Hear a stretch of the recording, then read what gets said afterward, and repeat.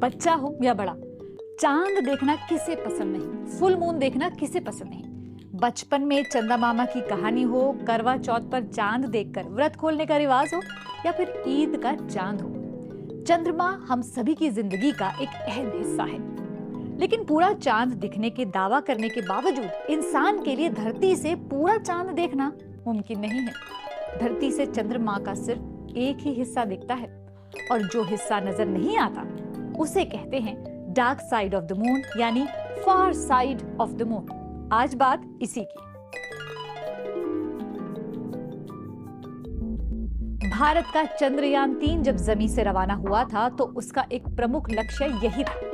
इसे 23 अगस्त को चंद्रमा के साउथ पोल क्षेत्र में सॉफ्ट लैंडिंग करनी है, यानी चंद्रयान 3 की कोशिश की dark side of the moon को एक्सप्लोर करें। ऐसा हुआ तो ये एक बड़ी कामयाबी होगी। पहले ये जानते हैं कि चांद का ये जो एक हिस्सा है यही क्यों दिखता है। चांद भले ही रोटेट और रिवॉल्व करता रहता है, यानी कि घूमता रहता है, लेकिन जिस तरह से चांद की पोजीशनिंग है यहाँ से उसका एक ही हिस्सा नजर आता है। दरअसल पृथ्वी का गुरुत्वाकर्षण बल हमें चांद की दूसरी साइड देखने नहीं देता।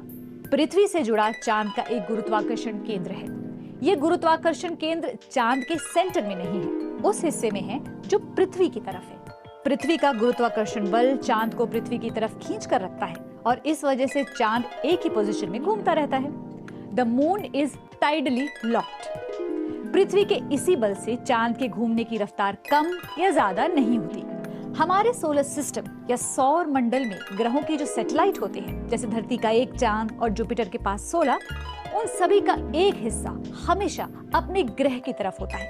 इसे कहा जाता है नियर साइड, और जो हिस्सा अपने ग्रह की तरफ नहीं होता उसे कहा जाता है फार साइड। पृथ्वी के चंद्रमा का ये हिस्सा लूनर हेमिस्फीयर में है, जो हमेशा पृथ्वी से दूर ही रहता है।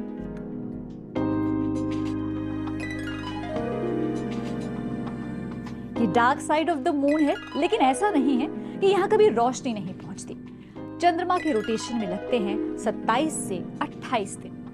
अब से पहले यानी पिछली सभी चंद्रमा लैंडिंग, चाहे वो मानव युक्त हो या मानव रहित, नियर साइड की ओर हुई है।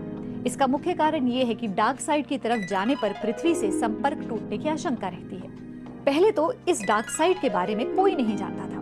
1959 में पहली बार यूएसएसआर के सोवियत लूना 3 स्पेस प्रोब ने इसकी तस्वीरें ली थी।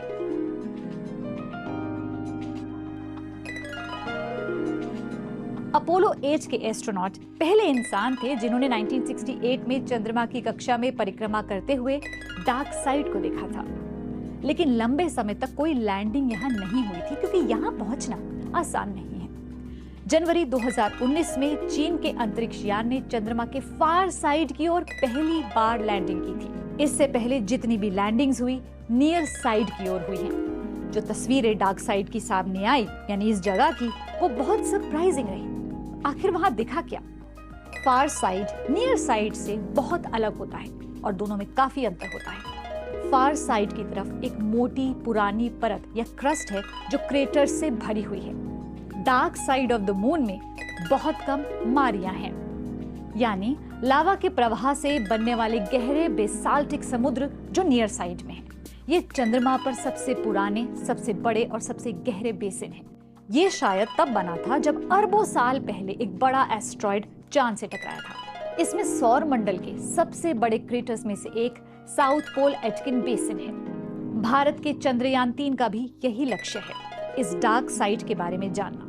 अगर सब सही होता है तो भारत साउथ पोल के पास नियंत्रित सॉफ्ट लैंडिंग करने वाला पहला देश हो सकता है। ये अमेरिका, पूर्व सोवियत संघ और चीन के बाद चंद्रमा पर सॉफ्ट लैंडिंग करने वाला चौथा देश बन जाएगा। चंद्रयान के इस कमाल का इंतजार सभी कर रहे हैं, क्योंकि पूरा चांद, फुल मून कौन नहीं देखना चाहता।